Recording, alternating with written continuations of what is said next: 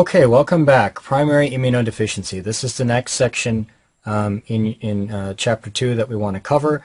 And the first disorder that we're going to talk about is DiGeorge syndrome, very high yield. This is a developmental failure of the third and fourth pharyngeal pouch. So this really goes back to embryology, and it's a mechanism by which they can test you on embryology. And it's essentially associated, first important point, is that it's associated with a 22q11 microdeletion, and that's high yield to be aware of. So failure to form the third and fourth pharyngeal pouch, which is basically associated with a 22q11 microdeletion. Now, important to know that these patients are going to present with classic findings of the lack of the structures that are derived from the third and fourth pharyngeal pouch. For example, the thymus is derived from that region, and so if there is a lack of a thymus, there'll be a T-cell deficiency. Now, that T-cell deficiency occurs because remember that T lymphocytes or T-cells are actually born from the bone marrow, but then go to the thymus to become educated and to eventually become CD4 positive or CD8 positive T-cells. And so if there is no thymus, there will be a T-cell deficiency. And so that's one important finding in these patients. Of course, if there's a T-cell deficiency, the patients will have problems fighting viruses, and they'll have problems fighting fungal infections as well. Another important finding in these patients will be hypocalcemia. Why? Because the parathyroids are normally developed in the third and fourth pharyngeal pouch. So if there's a lack of parathyroids, there'll be a problem with maintaining adequate levels of calcium within the serum, hence hypocalcemia. And then finally, within that region, from the third and fourth pharyngeal pouch, important things that also develop include the great vessels, areas of the lower face, the heart, the anterior aspect of the heart, the superior aspect of the heart, etc. So all of this kind of makes sense if you understand a little bit of embryology. The next disorder is called SCID. This is severe combined immunodeficiency, and basically the idea here is that the patients get defective both cell-mediated, i.e. T cell, and humoral, i.e. B cells, because they produce antibodies, which is called humoral immunity. So in SCID, you get defective cell-mediated and humoral immunity. Now, what are the etiologies? There's three major etiologies. Number one, cytokine receptor defects. Now, you know, and we've already told you to make it very clear, that the CD4 positive T cell, it is a helper T cell, and it helps the B cells to become mature and to fight infection, and it helps the CD8 positive T cells to also become activated to fight infection. So cytokines, which are produced by the helper T cells, you can see how important they are because it's the cytokines that drive the maturation of the entire chronic inflammatory state. So if there are defects in cytokine receptors, patients can develop severe combined immunodeficiency. Very high yield for exam, and I would say probably the most high yield on this slide, is a adenosine deaminase deficiency. Adenosine deaminase is a enzyme that's necessary for deamination of adenosine and deoxyadenosine. This goes back to a little bit of biochemistry and salvage pathways. But basically, what you need to know is that adenosine deaminase deaminates adenosine and deoxyadenosine, and that the buildup of adenosine and deoxyadenosine within lymphocytes is actually toxic to lymphocytes. And so patients who have adenosine deaminase deficiency can get severe combined immunodeficiency, and this becomes very high yield because it goes back to biochemistry. And of all of these etiologies, for me, this is the highest yield. And the third mechanism by which we can get a severe combined immunodeficiency would be an MHC class 2 deficiency. Now, think about this for a second. MHC class 2 is recognized by which type of T cell? It is recognized by the CD4 positive T cell. And the CD4 positive T cell is essential because it helps CD8 positive T cells and it helps B cells. And so if the CD4 positive T cell cannot get activated because MHC class 2 is missing, once MHC class 2 is missing, we're going to get defective function of B cells, defective function of T cells. And so I think that clearly explains why these patients would have a mixed humoral and cell-mediated deficiency. All right, so these are some of the key etiologies to be aware of. Now, what are the characteristics? So these patients don't have T cells, so they're going to get fungal and viral infections. And these patients don't have B cells, so they're going to get bacterial and protozoal infections. And there's going to be an increased risk for opportunistic infections. They're sort of like an AIDS patient, but much worse. So they can get opportunistic infections. And you want to be aware of giving these patients live vaccines because they essentially have no immune system. How do we treat? These patients go in sterile isolation. They're also called the bubble baby. And you give them a stem cell transplant. Now, why does a stem cell transplant work? Because if you put stem cells in their bone marrow that are normal, let's say you take stem cells from another patient and put them into this patient's bone marrow, those stem cells, the hematopoietic stem cell, so hematopoietic stem cell here, has the ability to generate both B and T cells. And so the patient will then generate normal B and T cells and will then obviously be able to develop the immune response necessary to be able to fight off infections. So the sort of the temporary measure is isolation, sterile isolation, a quote-unquote bubble baby, and the final treatment is a stem cell transplant. Another immunodeficiency to be aware of is X-linked agammaglobulinemia. Let's look at the name. A means without, gamma globulin refers to immunoglobulin, and where? In the blood. So these patients are lacking immunoglobulin within the blood, and it's X-linked. So this is due to a lack of immunoglobulin. It's due to a disordered B-cell maturation so that naive B cells cannot become plasma cells. Remember that it's the plasma cells that actually have the ability to secrete immunoglobulin into the blood. And so naive B cells cannot mature to plasma cells and hence cannot drop immunoglobulin into the blood. And so that's X-linked agammaglobulinemia. And I would say that the highlight here is that the mutation is a tyrosine kinase mutation. In particular, it's called Bruton tyrosine kinase, also called BTK. So Bruton tyrosine kinase is a tyrosine kinase that is tyrosine kinases are signaling molecules. So it is a signaling molecule that is necessary for a B cell to become a plasma cell. When it's mutated, and it's usually X-linked, that results in this particular disease called X-linked agammaglobulinemia. Now, how will these patients present? Well, they're going to get bacterial infections, enterovirus infections, and giardia. I would burn this in my brain. When I'm lacking immunoglobulins, I'm going to get three types of infections. Bacteria, because I don't have the ability to opsonize properly because I don't produce IgG. Enterovirus and giardia.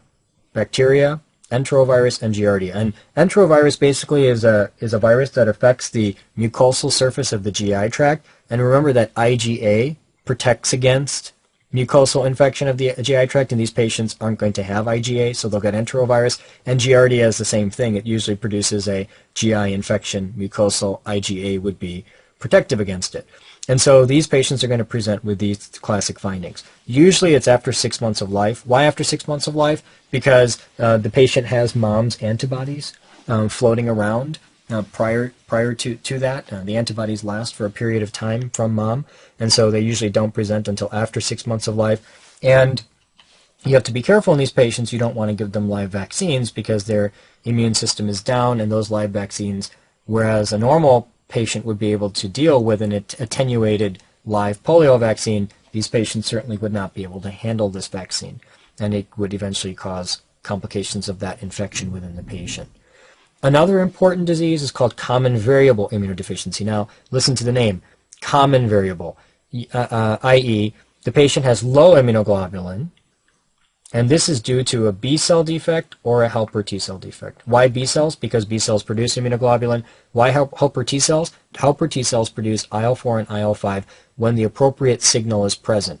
And so both helper T cells and B cells are necessary to properly produce immunoglobulin. Now, again, these patients have low immunoglobulin, so what are they going to get? Bacteria, enterovirus, giardia. That's why I say burn that in your brain. Bacteria, enterovirus, giardia. In addition, these patients are often asymptomatic, and they usually present late in adulthood. And as they continue on with their life, there's an increased risk for autoimmune disease and lymphoma, and that's high yield. An increased risk for both autoimmune disease and lymphoma. Okay, the next disorder is called IgA deficiency, and the idea here is that the patients have a low serum and mucosal IgA. This is the most common immunoglobulin deficiency. And guess what kind of infections they're going to get? Mucosal infections. IgA is on the surface of is on mucosal surfaces and helps to protect against mucosal infections, especially viral infections. And so these patients will get an increased risk of mucosal infections, especially viral. Now maybe we could stop here for a second. I can tie in a little bit, do a little bit of circular review. Do you know which GI disease is associated with with IgA deficiency? Otherwise stated, in which GI disease is there a high propensity of patients who have IgA deficiency? The answer is celiac disease, and that's something to be familiar with clinically as well as for examinations. So in celiac disease, one of the associations of celiac disease is IgA deficiency, and we'll talk about that when we do the GI lectures as well. Okay, hyper-IgM syndrome. I actually like this one. This shows up a lot on exams. It's a great way to test a little bit of normal immunology. So what's the idea here? It's characterized by too much IgM. And the key feature here is that the patients have a mutation in the CD40, something to do with CD40 ligand or CD40 receptor. So let's go back and review for a minute. Can we remind ourselves that there were two ways by which B cells get activated? I'm going to white this out just to go back and do a little review. There were two ways, as I talked about in the prior lecture, in which B cells can be activated.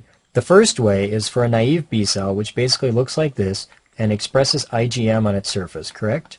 And I said that one way for this cell to get activated is that an antigen binds IgM on the surface, and that then results in an IgM secreting plasma cell. And that plasma cell can then produce IgM. So that's one way by which the by which the B cell can be activated.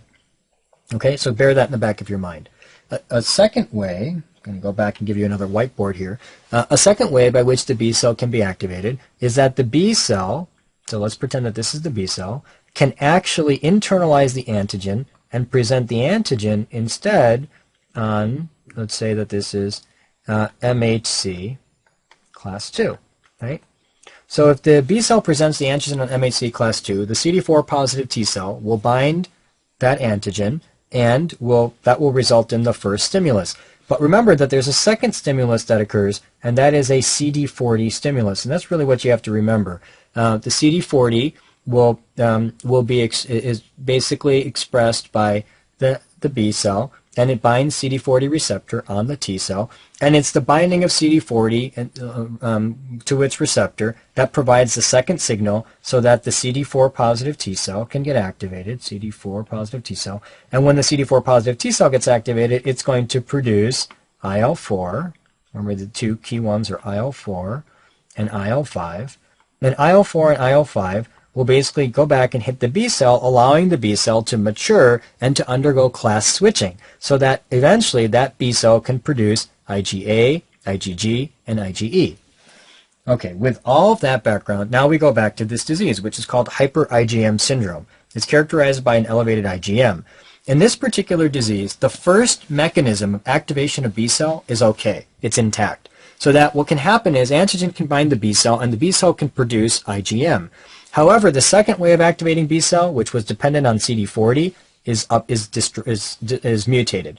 Either CD40 is mutated or the CD40 receptor is mutated, but the problem is that second signal cannot be delivered to the helper T cell.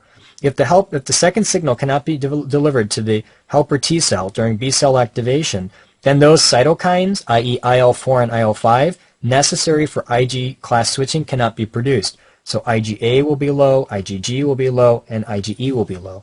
But IgM will be high. Why is IgM high?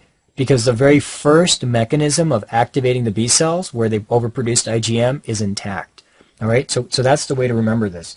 Now what's going to happen? Because IgA is low, you're going to get mucosal infections. Because IgG is low, you're going to get recurrent pus-forming infections because IgG is an opsonin. So these are some of the key features and clinical features that would be present in this disorder. Very high yield, okay? Hyper-IgM syndrome. It's very high yield because it allows for examiners to go back and test you on some basic principles of immunology. Okay, and it really goes downhill from here. So Wiskott-Aldrich syndrome, basically you just have to sort of memorize that this is characterized by a triad, and that triad is thrombocytopenia, that's number one. So they get an increased risk of bleeding. They can get petechia on the skin, for example, petechia on the skin and mucosal membrane bleeding. They get eczema, so they'll get a skin rash, and the patients get recurrent infections, and they can get they have defective both humoral and cellular immunity, so they get a variety of infections. All right, so that's the Wiskott-Aldrich syndrome. This is due to a mutation in the Wiskott-Aldrich syndrome protein.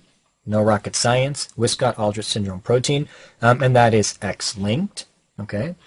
Another another circumstance in which we may find immunodeficiency is where there is complement deficiency. There's really two high yields here. Number one, if a patient is deficient in anything from C5 to C9, so C5, C6, C7, or C8 or C9, there'll be an increased risk of Neisseria infection, and that is high yield. Okay, that's one. And then two, if the patients have a deficiency in something called C1 inhibitor, they will develop edema of skin and mucosal surfaces, and that's called hereditary angioedema.